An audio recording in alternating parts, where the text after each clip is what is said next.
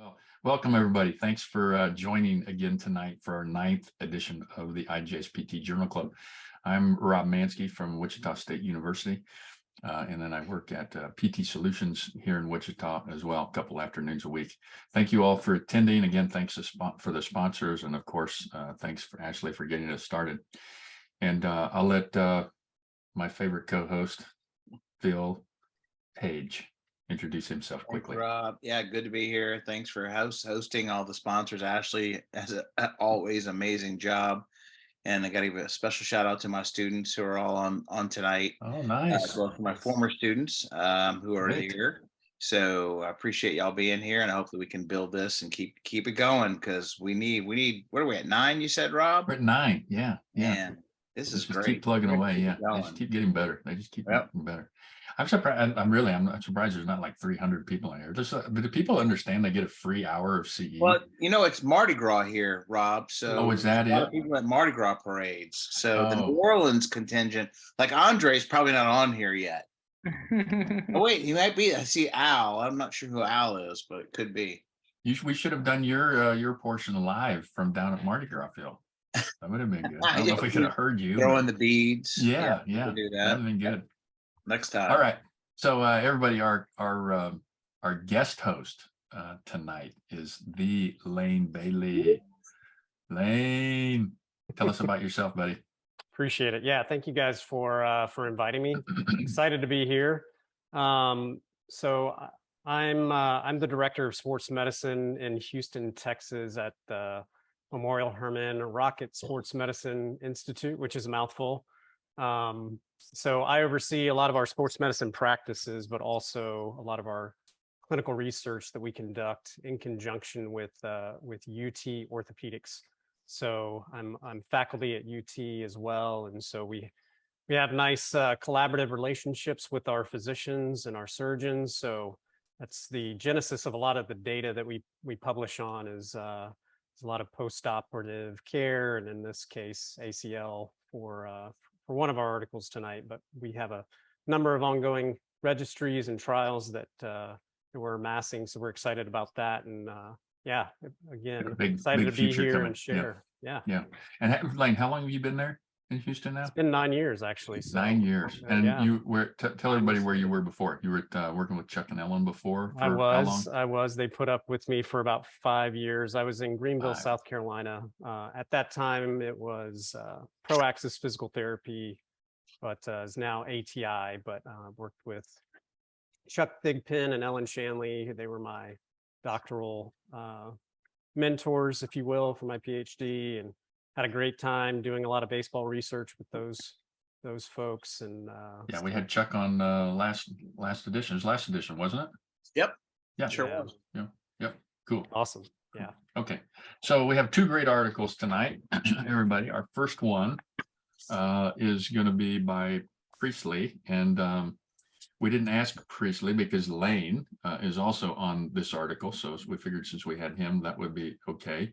And so I'll tell you the title of this article, and then we'll let Lane tell us a little bit about it and give us a kind of a synopsis about it. And then we'll start in with some of the questions. And the title of this first study is The Influence of Motive Injury on Psychological Readiness for Return to Sport Following ACL Reconstruction, a Matched Controlled Study. So Lane, just give us, tell us, give us the abstract, tell us what. Give you the elevator speech.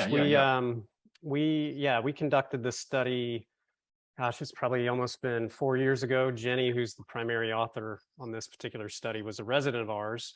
But this came as a result of our ACL database and registry that we started back, actually, it's been almost 9 years ago we started that database. So, but this was actually the result of just a question in which usually drives the best questions. We sit around the clinic or with our surgeon partners and say, we're noticing this trend or that trend. And this happened to be a question for Jenny, really pushing us as faculty to ask whether or not we noticed a difference between motive injury and then psychological profiles. And the fact that we had at that time a retrospective database of hundreds of patients. It was ample opportunity for her to kind of get her hands dirty and dig in.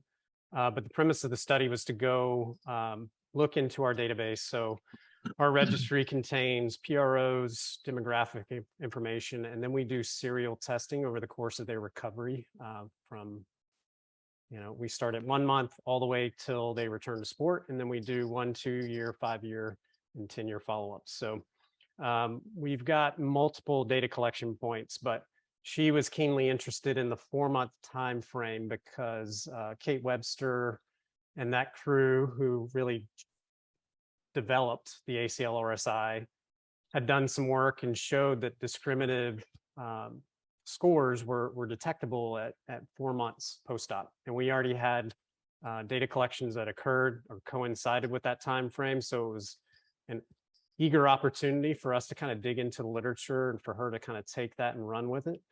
And so that's what we did. We did a group of individuals that had been, and really the mode of injury is characterized by, did you get hurt playing your primary sport? And so that's how we determine whether or not they were in sport injuries versus out of sport injuries. So an out of sport injury would be the soccer player who goes skiing one weekend and tears their ACL skiing and then comes back. So, so again, that was kind of the question we were trying to get at. So we went back and pulled all of our data that we had at that time at 4 months and all of our ACL RSI scores and tried to determine if there were differences between those two subgroup categories. And that's essentially what we found. So it did support our hypothesis. And I think there's a number of different, mechanisms maybe at play here. That's certainly not what we were able to uncover. That just was kind of the start of this journey, was to try and determine, is there a difference? And now I think the next steps are, well, why, and what can we do more importantly, try and mitigate some of that. Yeah, it's really a really good concept looking at it, and I don't think it's been done before, to be honest with you, that I know of. But it was brilliant to go with the 4-month time frame, because I don't know about you, our studies here, we're trying to catch people at 6 months and a year, and we've got a resident writing up a proposal to start looking at people at 2 years. But I don't know about your people down in Houston, but after like the 6-month time frame, it's hard to get people back unless you're paying them money. Yeah, it really people is. at 4 months, they're still 4 and 6 months, they're kind of excited, they want to see how they're doing. Once you get to a year and past a year, they're almost just kind of like, yeah, I'm really kind of busy, I don't know that I want to come back. But that 4-month time frame is perfect, because people are still interested in how they're doing, and they've never been to something where you're doing formal testing on them, so they're kind of excited about it. How do you get people to come back at 1 and 2 years? I mean, do you get a lot of people to come back? You guys pay them? No, we have an injury surveillance program that we have. So we're monitoring them and surveying them at routine timeframes. We're not actually having them come back in for testing. See, that's we are that's surveying easy them. too. Yeah. Yeah. So we're having them come back in to do like isokinetic testing and everything, and like sometimes just getting them to come back at a year is like, it's like It they're is. pulling It teeth. is. I mean, We go out to a year, and then that's a big hurdle and a challenge. But to your previous point, I think that's really where we see some value. One, they haven't escaped us yet, right? They're still under our care. Now's the time. And if we can identify this maybe even earlier and start to sequence where they may be headed, and try to introduce at least some of the theoretical treatments that we've explored and sort of looked at. It's interesting. We're actually getting ready to present some of this stuff with Terry Chmielewski and Travis Gunderson at CSM. So we're trying to propose kind of a theoretical model of not only how you screen it, but maybe how you treat it. But that's I think the key capture window for us is, all right, let's try and survey it early and then try to put the pieces in place to maybe course correct if we see people that are not on the trajectory we want them to be. Yeah. So Lane, just because I'm guessing maybe not everybody that's on tonight knows what the ACL RSI is. Can you describe that and like the properties of it and what exactly it's for, why it's being used, kind of how it was developed?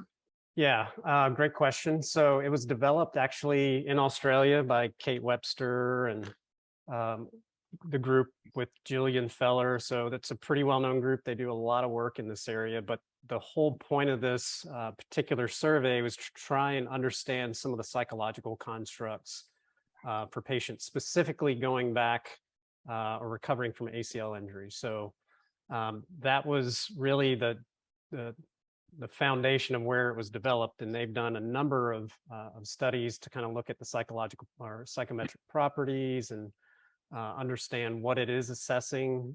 So a lot of factor analysis and things of that nature. So ultimately, what they've uncovered is they started with a very large question data bank and then whittled it down, and essentially assesses three main constructs. One is confidence of going back to returning to sport specifically.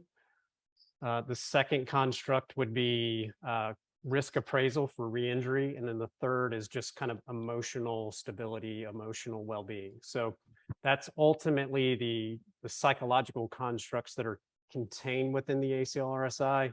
And then the total score, they've done a lot of work again to kind of see if it's a sensitive measure for predicting whether patients return and whether or not they don't. And that was kind of the point of the time frame that we chose within this particular study, as well as the score that we were interested Based on their in. previous stuff. Yeah, based Yeah. on the previous work that they showed, which was people who are successful in going back to sport at 4 months, usually they're above 56 on the ACL-RSI. So it's a 0 to 100 scale, and that total score, a larger proportion of people actually were successful, scored above a 56 at that particular time. Yeah. So Lane, when did you start practicing PT, Lane? When did you get out of school? I got out in, 2003. 2003. Phil, when Yeah. did you get out? 94. I did. I got out in 94. Why is Did that you so ever- long now? What is where? Did when you did ever? that No, happen? what I'm going to ask you though is in 94, if you saw an ACL patient, did you ever give a crap about whether they were scared or not? Really? I mean, No. we didn't ask questions about that. Not an athlete. No, there's Yeah. no way. Yeah. You just But assumed they were you going got to back. remember that back in 1984, when I was seeing ACLs, we still casted them up to the groin. Yeah. Did you say 84 or 94? You got out of school in 84. 94. And Oh, 84. I'm no, sorry. I I'm thought you sorry, said I'm sorry. It was 85. It was 85. When you got out of PT school? No, I was in as a student trainer. Yeah. Okay. I'm sorry. So 85 as an athlete trainer, but school. Yeah. 94. Bent at 30 degrees. Yeah. So Lane, when did we begin worrying about patients' fear? When did that start happening? Why is it so popular? Yeah, I think it's certainly gaining a lot of traction. This particular scale, I think, has brought a lot of attention to sports medicine in particular. I think ACL is, one of our largest populations that we see. And a lot of credit, I think, needs to be given to Kate and their group on this, because they were some of the first to actually look at these constructs within this group. I think a lot of the stuff that, George and Trevor and Terry did down in Florida was, looking at fear avoidance and things of that nature were also part of that grassroots effort to try and understand this. But showing from some of the statistical models, some of the regression models out there, that these psychological profiles that these patients are exhibiting are just as predictive, and in some cases, maybe even more predictive of outcomes and how patients recover compared to all the things we assess in clinic: motion, strength, all their, performance testing, all those things combined. Some of these psychological surveys actually explain as much of that, variance, As if are you will. other measures, yeah. Yeah. And when I'm saying, well, I guess I wasn't trying to be I wasn't trying to be critical, saying we shouldn't look at it, because I think we should. Oh, There's no, clearly evidence that says we are. I'm just saying, back when I got out of school, I Wasn't a don't know thing, that right? thought even entered my mind. Yeah. To be honest with you. So Yeah, Phil, back then, Rob, the psychological aspect of return to sport was just starting back in the mid 80s with the way that we looked at athletes coming back and how they perceived things. And then that's when sports psychology was just in its infancy. It was back in the 80s. And that's where this kind of evolved to. And it's great to see, what Lane and those guys did was how do you tie back that consideration? Whereas therapists and trainers, we were always just worried about quad strength and range of motion. But you always had to remember the psyche of the athlete and what it took to get them back on the field. And that's why I really enjoyed the topic here. And it was kind of one of those questions like, damn, what a, yeah, we've been thinking, why hasn't Just someone haven't asked been doing it it, yeah. before? It makes so much sense. Yeah, yeah. So Phil, I want to ask you a question about the actual study, in that there were, and Lane can attest to this, 144 that were injured in sport. There were only 43 that were injured out of sport. So when you're looking at the stats with that, is it that big of a deal that there's Yeah, four times more, almost 4 times more in the in sport than out of sport? Lane, you can always jump in, but I didn't see a power analysis in there, and which is okay, because if you don't have a power analysis, kind of the default is 30 people, and you at least had that in each group. Plus, you had Yeah. 3 times that in the other group than you had in one group. So I feel like the number of subjects was okay. I think the don't have a total problem number with of subjects, I agree, the total Yeah. number of subjects is fantastic. What I guess I Yeah. was asking was, is the disparity of 144 versus 43 okay? Well, and our final analysis was for, I think, 49 to 43, because we 49. matched Oh, the okay. groups. Oh, okay. So Yeah. you Oh. matched. Oh, We that matched makes the even more groups. sense. So Yeah. That's right. we did sort of a propensity score matching. It wasn't totally robust because we didn't have a huge sample to do these big regression models, but we tried to match on age, mark score, and gender. Mhm. And then that got us close, and that's kind of where we ended up with, I think, 45 or 49 within Okay. the Okay. Oh, you did. Here it is right here. It's right in front of me. Yeah, 48, So- 43. It's I don't in know the where I had, title, where Rob. did I It come up with says It's a 144? matched controlled study, Yeah, Rob. yeah. in the Yeah, I title. know. Well, that's what I'm saying. Where did I come up with 144? I don't But know. Rob, I think to your point, what we struggled with was trying to find the 43. I mean, we scraped and clawed to find those Yeah, to get because them. there's just not a Outside lot of of those walking sport. around, right? Yeah. Because some of our inclusion criteria was that they were playing, cutting, pivoting, collision sports.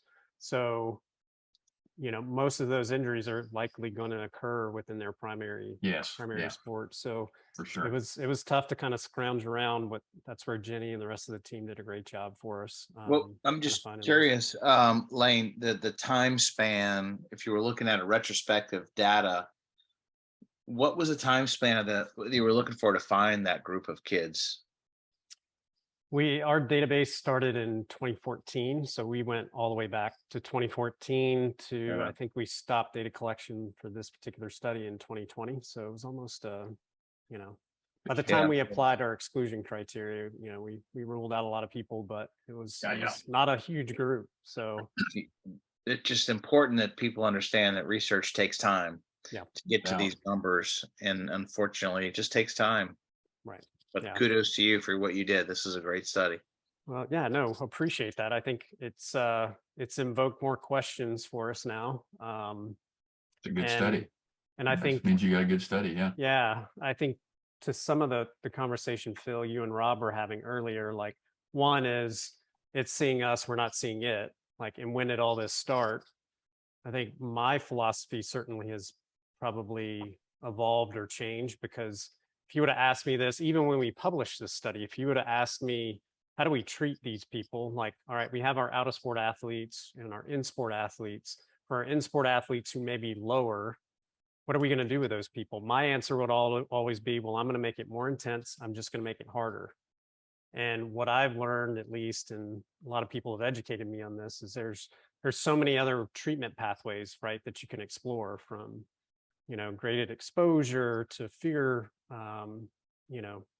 fear contextualizing, and think there's different methods to the madness. And part of it needs to go into how you're assessing the patient. So are they fearful? Do they lack confidence? Do they lack self-efficacy? All these things are probably going to change your treatment approach. And you can't, in my very brute force kind of way, I was like, well, I'll make it harder for them. Psychologically, that's more stimulus, more demanding. But I don't think that's going to work. I think it may work for some, it's not going to work for all. So I think it's maybe just something we need to take a deeper dive into and try to uncover with some of these intervention studies. Yeah. Hey, guys, we have a couple of questions from the audience. One, I think Natalie's, I think we answered. She asked about the you explaining, wanted to know if you could explain the patient reported outcome, which I think she meant RSI. But we have a question from Aaron who asked, did you guys consider whether the injury was non-contact or contact within the context of this study? We did not we have that data. We didn't include it in the analysis, but that's a good question. My suspicion is there may be a difference, right? If we have in sport versus out of sport, I would imagine you maybe have fewer contact injuries with out of sport injuries, but that's purely speculation. There certainly could be an association there for sure, but no, we didn't include it in this study. So I have another question for you, Lane, here. I think if you looked at the scores, there was about a 5-point difference, right? Between in sport and out of sport. And I guess my question to you is, again, not trying to be critical, really just asking to see what you think. Could that be one of these cases where statistically it was significant, but clinically you say, it's 5 points really, points really that critical? Yeah, that's a great question. If you were to just look at some of the published like MCIDs on this, no, it doesn't exceed the MCIDs. The MCIDs, I think, range from, depending on which scale you use, we use the long form, not the short form. So this is the 11-point scale. The short form or 12-point scale. This is the short form is 6, but regardless, I think the MCID ranges from 13 to 15. So clearly it doesn't exceed that. Yeah. I think for me, where I would boil that down, again, taking some of the work that Kate has done, is saying, well, if the patient standing in front of me doesn't get to 56, or they're somewhere in that neighborhood, I know we've probably got some ground to make up and there's an opportunity here. So at least from the numbers, I think to your point, no, there's not a clinically significant difference between the two groups, I think, but looking at it on a case-by-case basis may take some more. Yeah, certainly could for some individuals. So that was my next question. I wanted to ask you about that score. So her score was less than, or was it Kate Webster that did that, or Claire that found the Kate score? And Claire, yeah. Both of them. Okay, so less than 56. Claire, I guess, but yeah. Okay, less than 56. It indicated that they were not able to return to sport within the year. And your in sport people scored on average of 55. And you were talking earlier about, well, okay, how are we, how are we going to change the rehab for them to be able to get through this? Okay. So what is your initial opinion on, how are you going to change their rehab for people? So if you test these people at 4 months and they score less than a 56, what are you going to do different? Or, well, are you going to do anything different at that point at 4 months? Or is it better to do whatever you're going to do different from day one? So I guess 2 questions. What are you going to do, period? Right. And really, if you're going to do it at 4 months, should you be doing it from day one instead of waiting till 4 months to see if they're 56 or lower and then doing it? Or is it something that you can't really add until you know? Right. There's a lot of questions, I guess. There's a lot of baggage to unpack there, Lane. I'm sorry. I'm with you. I'm with you, Rob. Yes, to your second question. So I think what, again, this revealed to us is there's a difference. And at the time frame, yes, does it matter? I think so. But does it matter to me clinically? The time frame is not necessarily the only time I'm going to provide intervention. The fact that there's a difference tells me that this is something I probably can influence earlier on, so that by the time we get to 4 months, it's not. It isn't a problem. Yeah. Right. Yeah. And so with these in-sport injuries, I think what we've started to do is just try to introduce, if they tend to score higher on the, fear of returning back to, or risk appraisal and returning back to their sport, we're going to try and do some type of immersion therapy. So day 7, whenever they're starting to do single imbalance, if they were a soccer athlete, they may stand and do single imbalance holding a soccer ball. So we slowly try to introduce some of these maybe provocative stimuli ahead of time and sort of get them to accommodate to it. One piece that that I've recently adopted, and Travis Gunderson taught me this, so I'm stealing from him. I'm not taking credit for this, but a really good method that we've started to implement is asking the patient prior to doing any of these things. So if it was a soccer athlete, one intervention we may say over the weekend, I just want you to watch a soccer game, right? Just go watch a soccer game. That may be fear inducing for somebody, Mhm. right? But at least if it is fear inducing, we can sort of start to immerse them in that. And something that I think is valuable is asking them prior to them watching the game, like, I want you to think about what, give me 0 to 100. How much anxiety or fear do you think you're going to have with this? Watching it. Yeah. Watching it, get it before, and then take it again after, and see if there's a connection there. And what we find is oftentimes patients report, yeah, I'm going to have a lot of fear and anxiety with this if I start jumping or cutting or kicking a soccer ball. And then we ask it after the fact, and they're like, oh yeah, that wasn't bad. It's actually a 2 out of 10 instead of the 8 out of 10 I reported prior to I thought it was doing gonna it. be, yeah. And so it's a good, I think, reflected practice to get their buy-in and to get them to understand, hey, these interventions are intentional, and it's meant to kind of accommodate any anxiety or fear that you had about going back. We're addressing that as well. So that's just one example of several that you could use. When within the setting. when you're describing immersion, is that the same as graded exposure? Are you using those kind of interchangeably? I would or are they probably, different? I'm sure they're different. I'm not smart enough to know the difference, but that's how I've been labeling it. So Yeah, I'm because sure what you described to me was kind of sounded like graded exposure, but that may Yeah. be immersion too. I don't, Right. I've never heard it called immersion, but do you know, Yeah. Phil? Do you know the difference between two? Is there? I Uh, don't know. We I'm can get pretty Travis to simplistic, tell too. us. I'm sure he's probably cringing at me right now, like, "Ugh, I told you this stuff." But How come regardless, he can't again, learn it? How come he can't understand it? All you gotta Exactly. do is repeat it. Come on. Come Exactly. on, Lane. Good. So, Phil, but do you have any questions? I've got a couple more, but I don't want to hog this. I don't want to hog the No, I show. just want to say, Lane, it was great study. I really like what you guys did. Keep up the good work. It was just very enlightening. So I appreciate what you did to contribute to the literature. yeah, no, appreciate you guys having us. And I again, have hopefully another we get question some here. more down the road. Oh, here we go. Oh my God, we got a huge question. This is like oh my gosh, this is a big one. Okay, I'm gonna try to read this for you, Lane. Data collected during the pandemic. This is from Dr. Giebfried, maybe Giebfried. Data collected during the pandemic may have been different from the 2014 patient. Note these mental health data states increase in mental health treatment was driven largely by adults under the age of 45. Adults 18 to 44 were least likely to receive treatment for mental health. Nearly 1 in 4 adults, more than 23% in this group, received treatment for mental health in 2021, a jump of nearly 5 percentage points from 2019. This young adult group is very vulnerable to disorders such as anxiety disorders and depression at one of the highest levels across their life. And by the way, I just saw something last night on like the ABC World News or something like that, saying that like more high school students are like depressed at higher levels than they've ever been, supposedly, like literally right now as we're speaking.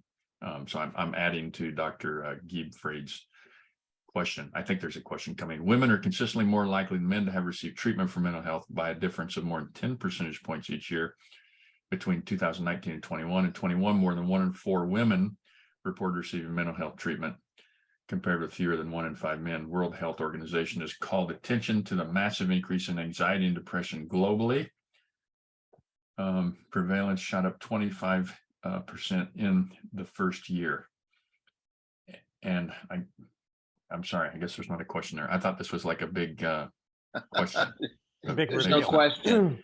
There's no We just question. got it. Well, there's No, no we question that I can just got see, some but of it. obviously he's reporting some substantially increased rates of issues with depression and anxiety, and all of that may feed into what we're seeing. Yeah. So Lenny McCreen is on with What's us up, tonight, guys. Lenny? Hey, Len. something maybe to add to that, Rob, because I think Yeah. it does bring up a good point. Obviously, the pandemic, I think, has made an impact on a lot of people. And I'm sure it's still going to take us some time to truly understand some of those pieces. But another thing, maybe just to share what we've seen, just digging into the depression literature, Mhm. and another thing, when you're treating these athletes, it seems to be there's higher levels of depression and anxiety with higher levels of expertise in their sport. So professional athletes versus the middle school athlete, right? There's going to be two differences in the scales. I think one good example of that is within the last Olympics we had, right? Where some of our gymnasts were reporting Yeah, high yeah. levels of depression, right? Yeah, couldn't even Right in the couldn't center of the couldn't even spotlight. compete. Yeah. Yeah. Right. So I think it's just maybe another factor. And again, we didn't look at it in the study, but there is data to support it that it probably plays a role. And so the dynamic of I may be focused more on depression with my, more elite level athlete as at least a screening tool. And then maybe for some younger subsamples, it may be other psychological constructs you need to sort of Great sift points. through. Great points. Lenny is on, guys, and he asked any sports specific observations. So basketball versus hockey versus baseball, for example. Did you look at different sports, or did you just look at everyone kind of holistically? Yeah, we looked at everybody holistically. We just didn't have enough statistical power to look at it on the subsample level. Certainly, I think there's probably some merit to that question, Lenny. I think you're right. Like maybe it's collision versus cutting sports may have some differences, or court sports versus field sports. There may be, something at play there. But yeah, no, we didn't address it in this study, but I think a very good question. Barry Schaefer asks, is there any, did you look at any gender differences? Did you look male, female?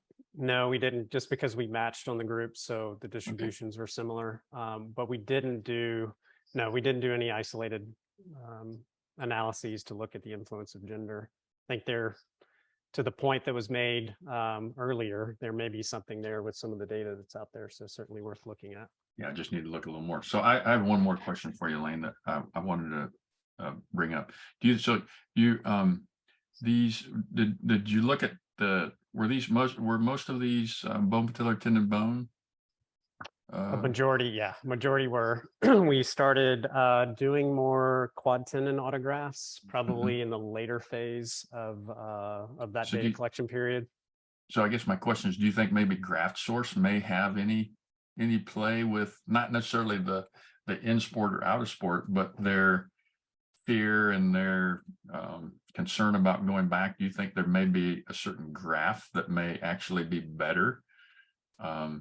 That's a good question. I don't know offhand. Our data there's a lot of selection bias there, right? Because who's getting a BTB? Our primary surgeon in this study is, he's not going to put another autograft than say an NFL athlete, and they're going to probably get a BTB auto.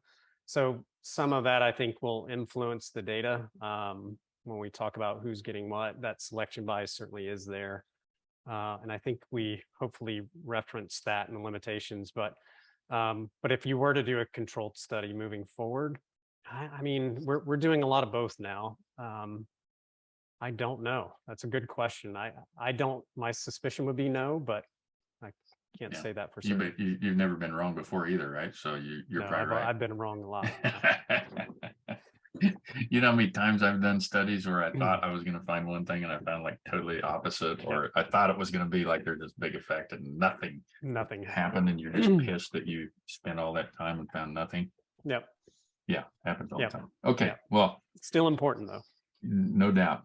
Thanks, Lane, for Lane. You're going to hang out. Yeah, you're still hanging out with us. I've heard you're our. I got to give Garrett a hard time. Yeah, you got to give Garrett a hard time. Garrett finally got on. Garrett finally got away from work so he could hop on. So Garrett, thanks for joining us again. Do you mind telling everybody, in case they weren't here last time, tell everyone about yourself and where you work, what you're doing, and everything? Yeah, so I'm a assistant professor in the Wake Forest School of Medicine, Department of Orthopedic Surgery. I'm a PT sporty. Lane was my PT when I was a pro athlete at one point. The Proaxis, now ATI family, staying strong here. I'm also a adjunct at Sports Injury Prevention Center in University of Calgary, and also at the UK Sports Center in the United Kingdom, University of Oxford. So. Garrett, I'd like to think I didn't have anything to do with the termination of your professional career. Hey, I played 3 more years after that. It's more, right. My basketball. You kept him going, man. You kept him alive, Lane. Way to go. 28 big league camp, but no cup of coffee, and then you're 28 lefty with 5 reconstructions, and you're like, well, I'll go play in Japan or go to PT school and hang out with Mike Raymond. So I think I chose right. I think Rob would think so too, hanging out with Mike Raymond. So Yeah, no, Mike's a good guy. I've hung out with Mike plenty of times for a long time. So, all right, so we're going to get on to our second study. Our next study is Garrett. Garrett's the lead author on it, and it's titled Machine Learning Does Not Improve Humeral Torsion Prediction Compared to Regression in Baseball Pitchers. So, Garrett, give us the synopsis. yeah, so this study comes out of, so this is kind of a replication and add-on study from the Journal Shoulder and Elbow Surgery study that I did with Chuck Thigpen, Ellen Shanley. Lane, are you on this? I don't remember. Yeah, you're on it too. Okay. And so with that one, we found that the regression for prediction of humeral torsion from range of motion and demographic factors was pretty good. And the error was within values that were acceptable. And so a lot of things that are happening in the last 5 years is that clinicians or different medical groups or private companies are, what I like to say is that they're throwing machine learning at stuff. And so like, you know, it's kind of like when dry needling came out, that everyone wanted to dry needle everything. And so, you know, there's a time and place, the right patient, the right time, and the right intervention. And so machine learning, deep learning is the same thing. The right data, the right time for the right audience, for the right output is this. So like part of this was like, okay, let's use machine learning principles and then neural nets, which is a form of deep learning, to see if within the data that we have, does it improve prediction compared to the more traditional prediction methods of regression. And so we did a bunch of different machine learning types, and I'll just support vector machine, gradient boosted machine, random forest, and then we also did a neural net, which I'd call, it's more of a simple one. It only had a couple layers in that. For y'all of you that don't know what a neural net is, essentially think your brain in terms of how synapses work, and you have different nodes, and then you have different, and then in this one, I think we have 3 or 4 layers, where you have different layers in between your inputs, which are like ER, and external rotation, your age, you know, what country you're from. And then they have these deep layers, which is kind of mess around and trying to create a pattern. And then you have your output of the prediction itself. That's probably the simplest way to describe that. And so then we compared our prediction for the regression to those machine learning and neural nets, and we found that there was really no difference. And actually, particularly that the regression did just as well, if not better, than all of them, except for gradient boosted machine, which did about similar. But we recommend at the end is that you should use the regression, because you can take that equation and put it into an Excel spreadsheet and use that in the clinic tomorrow. While the gradient boosted machine, or if you did a more fancier one with the neural nets or whatever, would take a true computer algorithm to input. So the clinical utility, while they're about equal, no better, the clinical utility with the pure one that I can write an Excel equation that someone can teach in high school is a lot easier and better and more and free, essentially, to use within the clinic itself. Good. Well, so one thing I want to start by discussing, and Phil, I want you to elaborate on this a little bit if you can, is that so essentially this study showed there really wasn't a difference. The machine learning models didn't improve the humeral torsion prediction compared to the traditional regression model, which is simply saying it really didn't show anything. I mean, it didn't show anything more than you can get regular, which to me is kind of like a negative study. It's not a positive study, it's a negative study. It's showing that nothing really was different. And that what I want Phil to talk about is the importance of publishing a study like that, because a lot of times you don't get a study published unless it's really showing something like crazy, like it really predicted it way better. You can publish that, but a lot of times you don't get things published where it doesn't really show a whole lot. So Phil, I tend to think that's kind of important, because it shows you, that there was no difference, where you wouldn't know there was no difference if this study wasn't published. But these studies like this don't get published all the time. Yeah, hugely important. And I didn't believe this, but there are still journals that will reject articles that don't have statistical significant differences. If the P is above 0.05, they'll reject it from publication. I've always said that's not good, because it doesn't allow us to know what not to do. Yes. To the point. exactly. And so this, finding that there's a difference, as Garrett said, is like, I don't need the fancy, artificial intelligence. I don't need the fancy statistical, whatever Excel spreadsheet stuff. If I have either one or the other, I'm going to be good. And now with the way that the chat boxes and all that stuff are going to be, now you're going to have options for this. And so I really like, and this is another one, Garrett, you just blew my mind with stats. I'm just like, whew, I couldn't follow anything you're saying here. So I'm just going to go with the summation here that it was one of the things I wanted to ask you was, regression from a statistical standpoint is a little bit different than AI trying to predict something. I'm not really sure how, if you're comparing apples and apples with AI and regression as a statistical method. I don't know if that's worthy of a discussion here. But to Rob's point, kudos for getting something that is, I would say, not positive, but at the same point, it is positive for us clinicians to say what not to do. And I think we need more of it. Yeah, I mean, I got to really give a lot of credit to IJSPT and Barb, Hugenboom, and the whole editorial staff for even considering this article. As Rob said, like it's tough to get these published, and I think it just kind of really just shows what the journal leadership is really thinking, like trying to think holistically here, and it's particularly for the clinician in mind, which is definitely one of the big things. So yeah, so Phil, to go off your point, and so like just like some really basic on the machine, like we're going to go Neometer 101 with machine learning here. Is that so? Like random forest is like a decision tree. It's like, is it this one? Is it more this way or this way? It's kind of like Plinko. So you have like the tree, and like you have these different nodes, and wherever you start at the top, and then you go in. It's like, oh, I'm 34.5 versus 34.6, so I'm going to go this way, and then you just go down, and then until you get to a prediction. A gradient boosting machine basically takes a bunch of those different trees and aggregates them together into, and it goes for each node. It aggregates each node as you go. So that's why that one's usually stronger.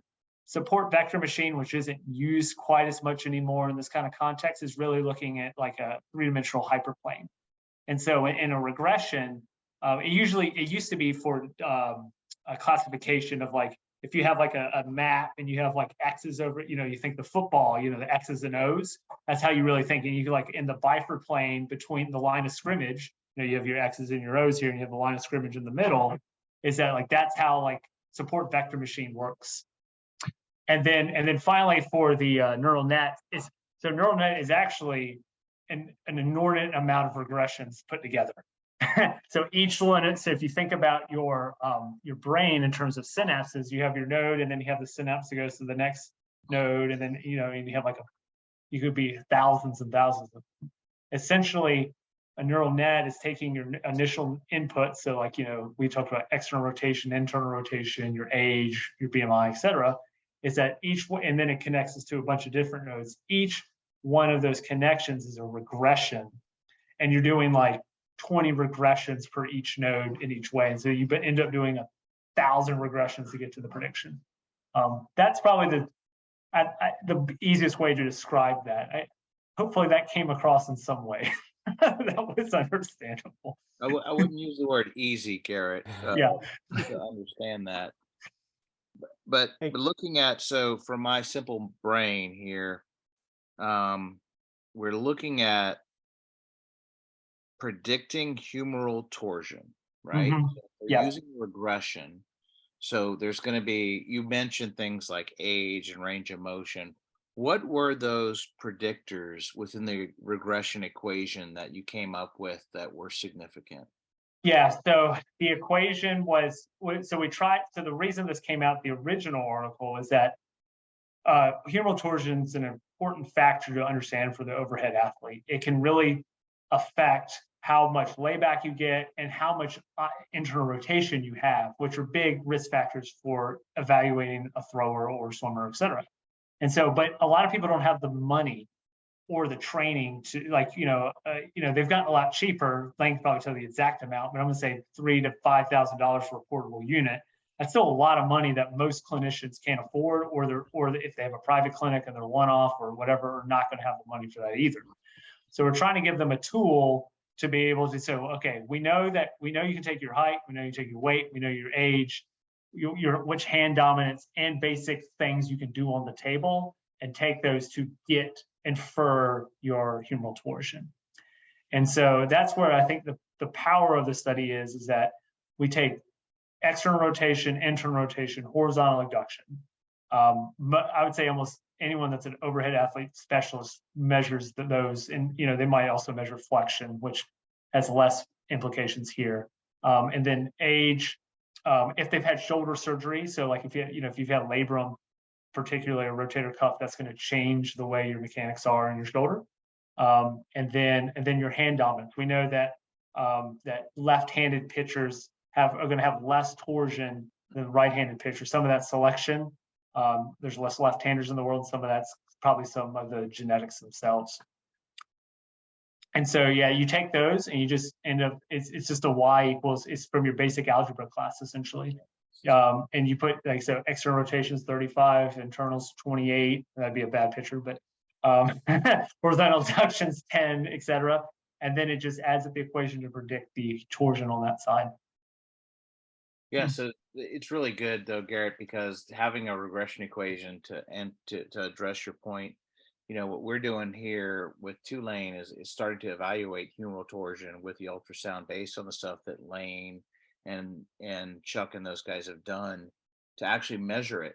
And while it is cost effective, it still has some time consuming constraints to it. And I think that it's important that we could be able to reliably predict those. But at the end of the day, I always say, so what?